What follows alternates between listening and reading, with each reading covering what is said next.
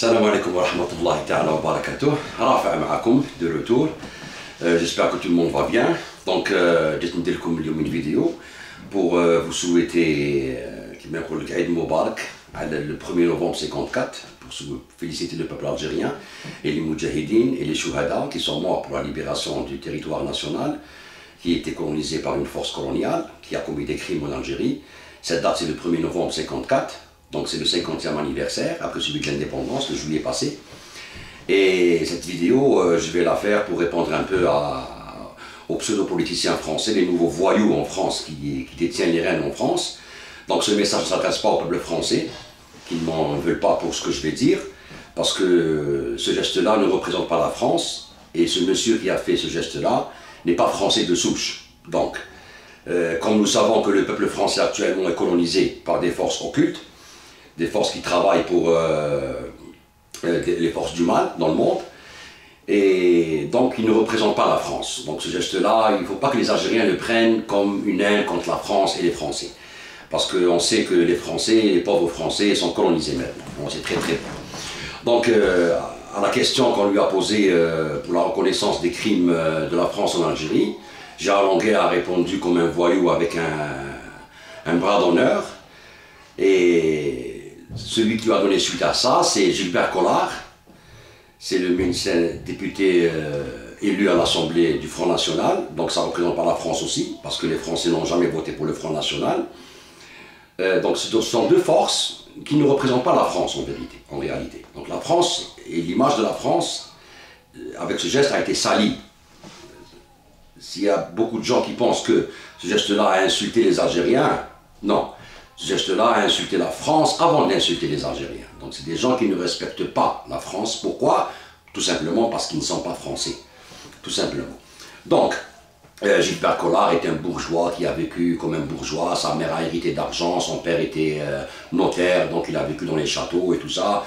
Donc c'est pas un gars qui représente la classe sociale française, la pauvre classe sociale française qui souffre actuellement de tous les mauvais coups que ses dirigeants lui ont portés.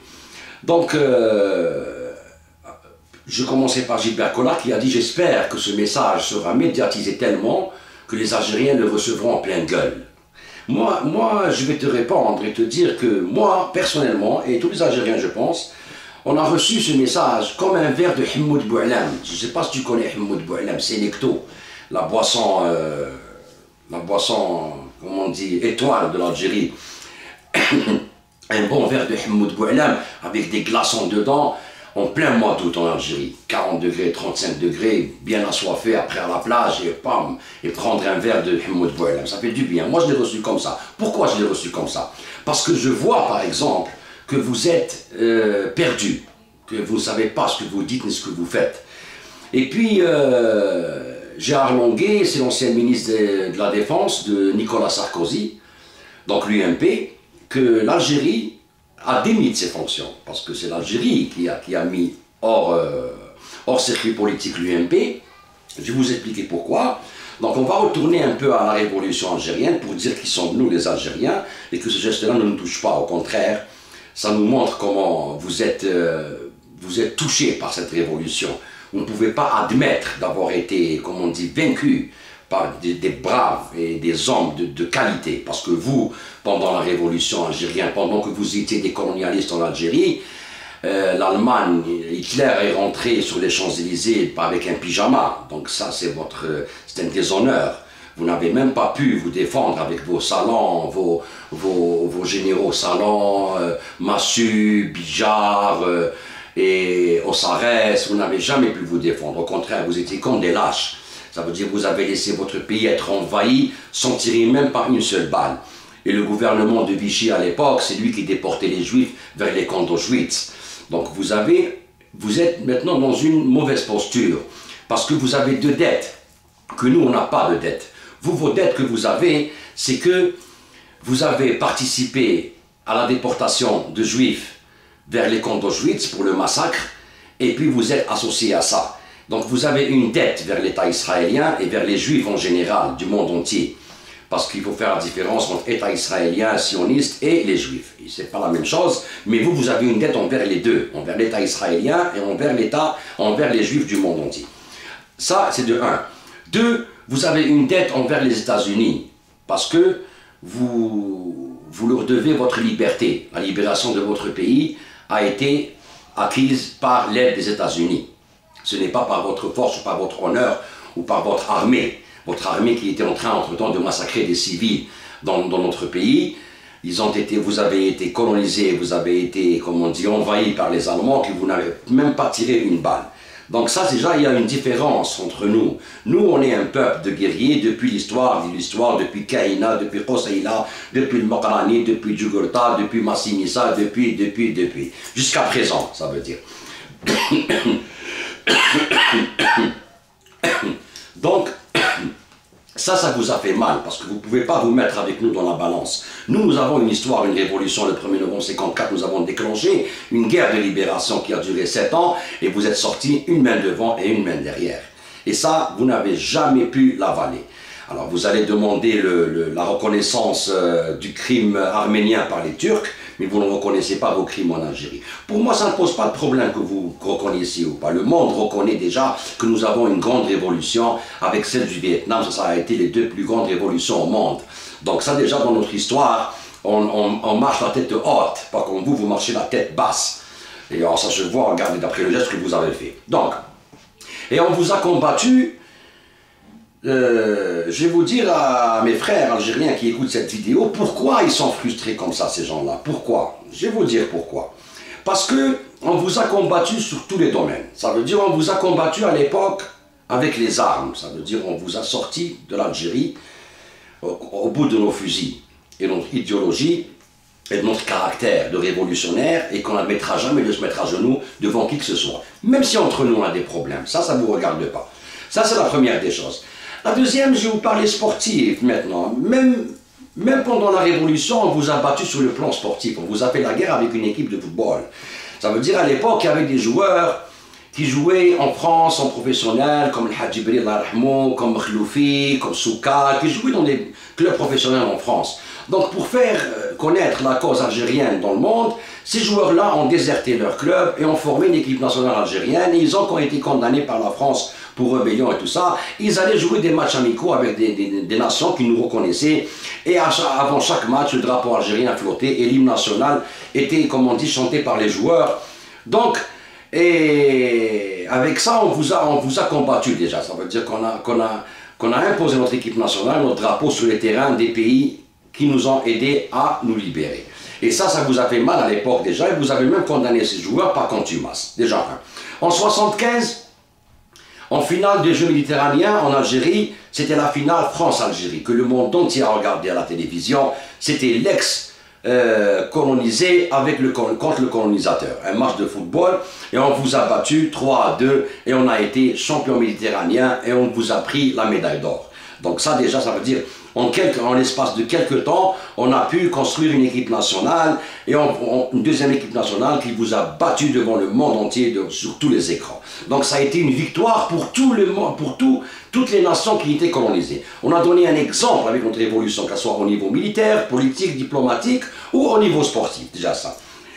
Des décennies plus tard, ça veut dire de 75 jusqu'à 98, qu'est-ce qu'on fait pour la France? On vous donne un joueur, c'est Zinedine Zidane. Vous voulez ou vous voulez pas, c'est un Algérien, vous ne pouvez pas lui changer son sang.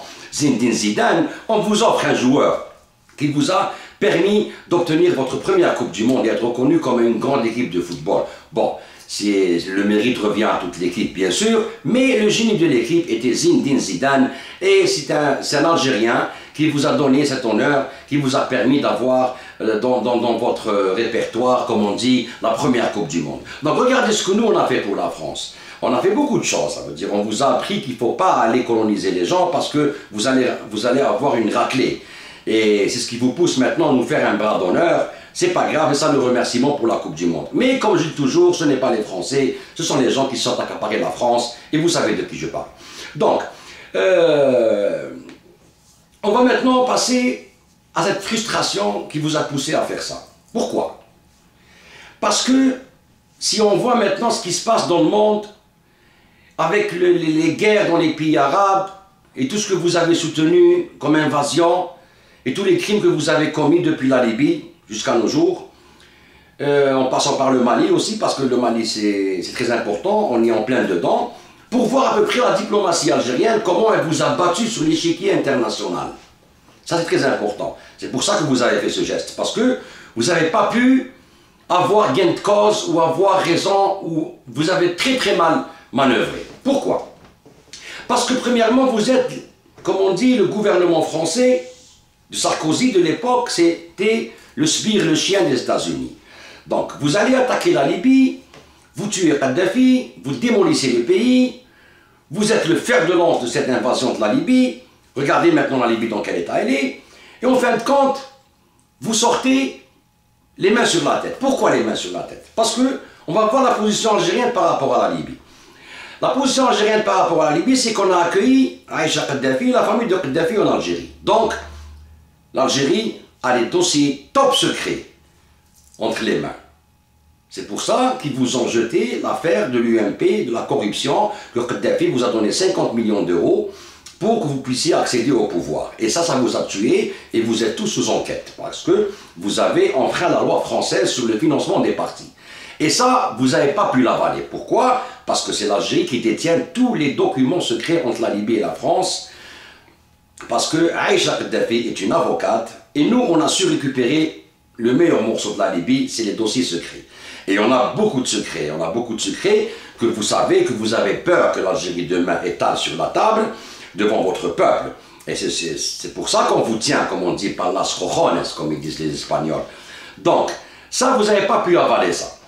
Et on a juste un peu donné une information, les 50 millions d'euros, vous êtes tombé, c'est votre fin de votre carrière politique, de votre président Sarkozy de l'époque, c'est la fin de sa carrière politique. Je ne sais pas où est-ce qu'il est maintenant, peut-être qu'il vend des beignets.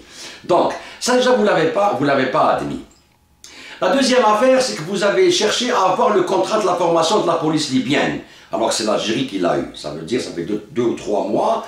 Avant, c'est le ministre de l'Intérieur algérien qui a signé un accord avec la Libye pour l'octroi du contrat de la formation de la police. Donc l'Algérie est plus en Libye que vous. Et vous vous attendiez à ce que vous soyez en Libye alors que vous n'êtes pas en Libye.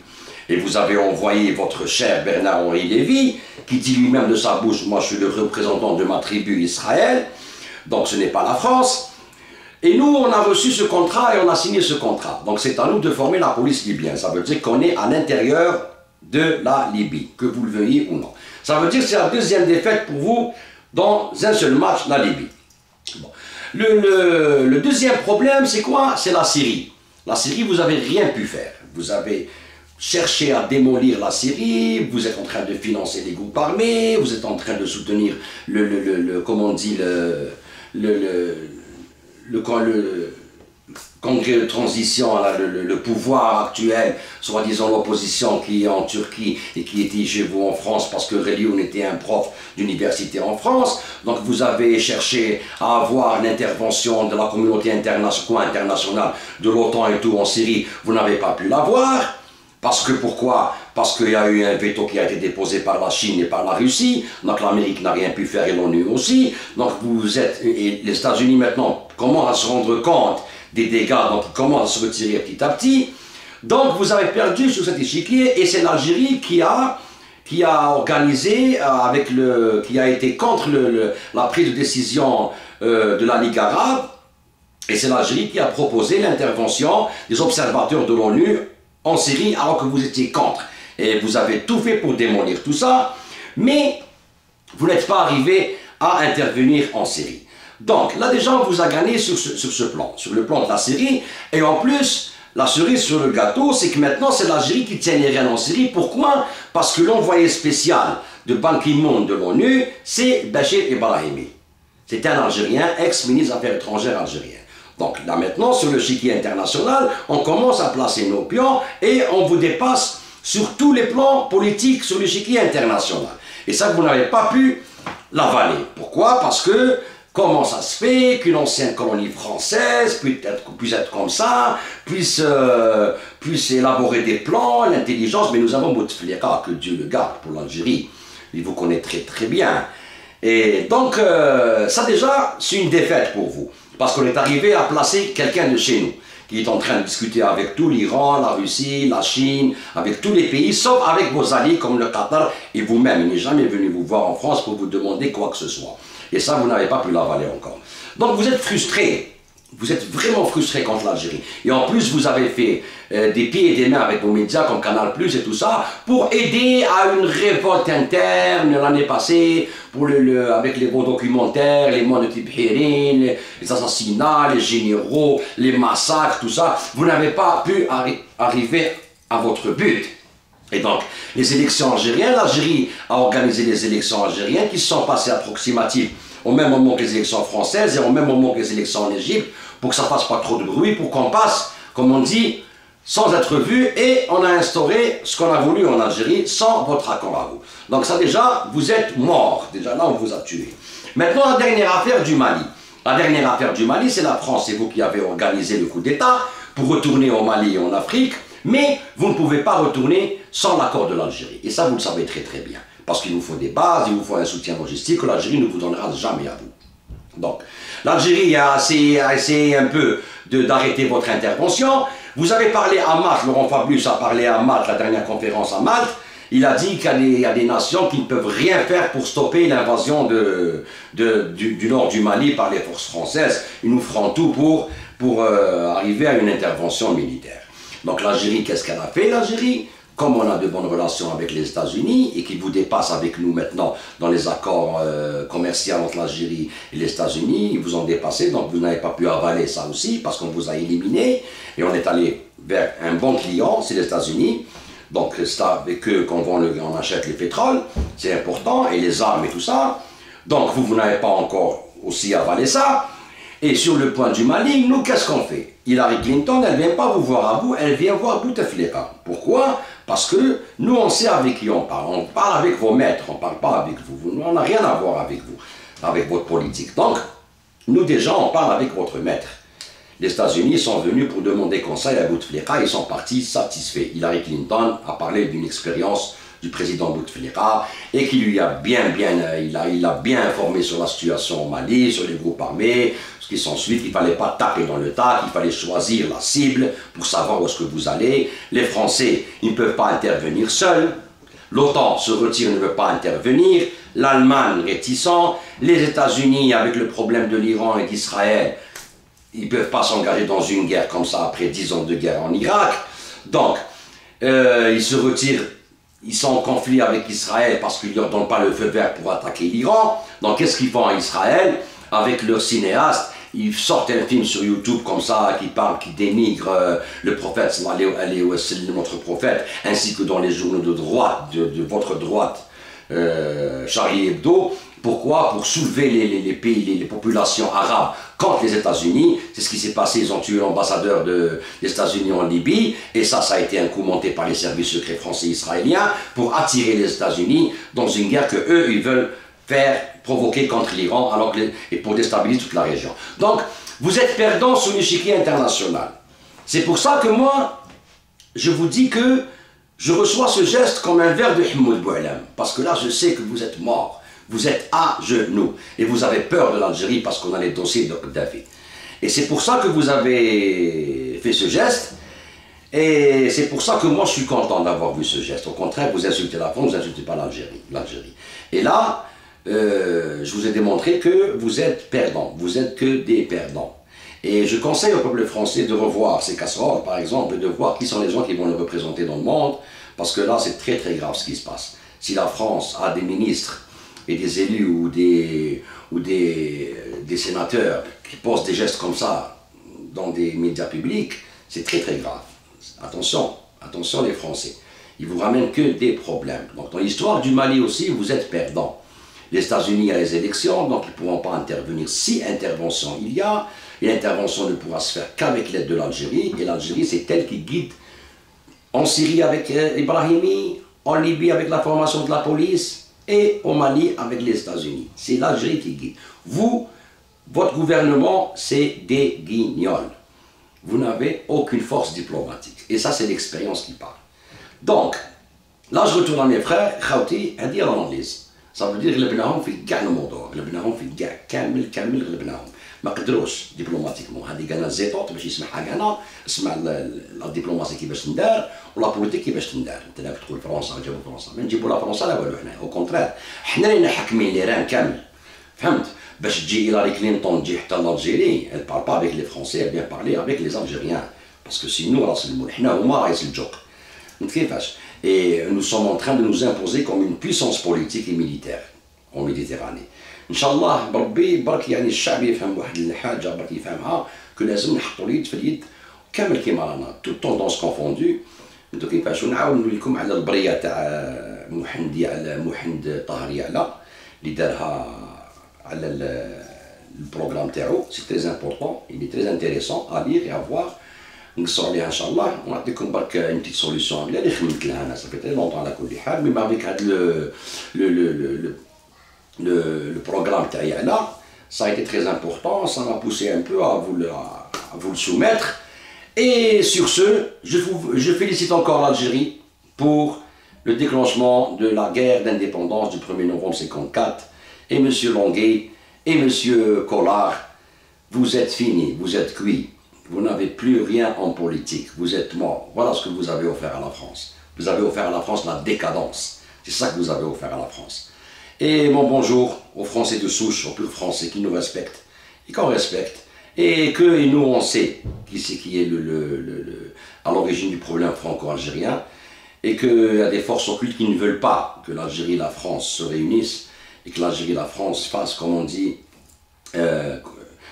et des relations d'amitié et de fraternité. C'est ça, c'est ces gens-là qui ne sont pas Français de souche qui sont en train de faire tout, de créer tous ces problèmes. Khawti. Salam alaikum wa rahmatullahi ta'ala wa barakatuh. Et le grand bonjour à tous les amis de l'Algérie et les frères de l'Algérie. Salam alaikum wa rahmatullahi ta'ala wa barakatuh.